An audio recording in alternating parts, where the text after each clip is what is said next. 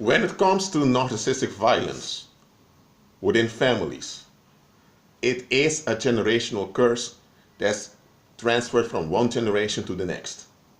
How come it's transferred from one generation to the next? Because the present generation that is a victim of the violence doesn't stop it. They don't say no to the violence. They don't seek deliverance. That's why it's transfers through them to the next generation. Though to the internet, lately, many people became aware of this thing called narcissism. Well, narcissism is a title we'll give to it.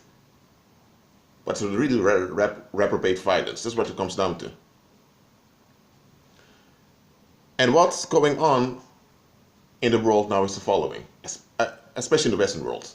Folks are waking up to many of the elephants in the room that they denied. Narcissistic violence is an elephant in the room that people don't want to talk about. Why? Because they want to have a good relationship with grandma or with grandpa, or they want to also be part of society, or they may have been married and they want the marriage to stand. That's why they tolerate things of their family-in-law. People have all kinds of weird reasons why to put up with narcissistic violence.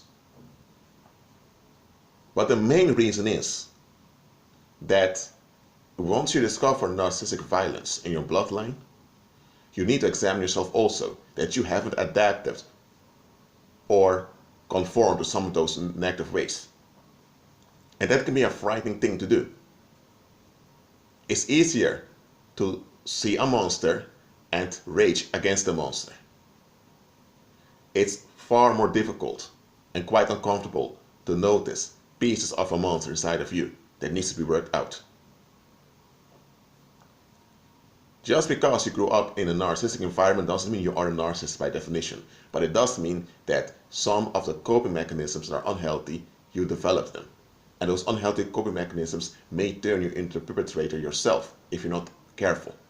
So you need deliverance. If a serpent bites you, you're not a serpent because a serpent bit you, okay? If a serpent bit you, however, the serpent carries venom, and the venom will kill you unless the venom is worked out of your body.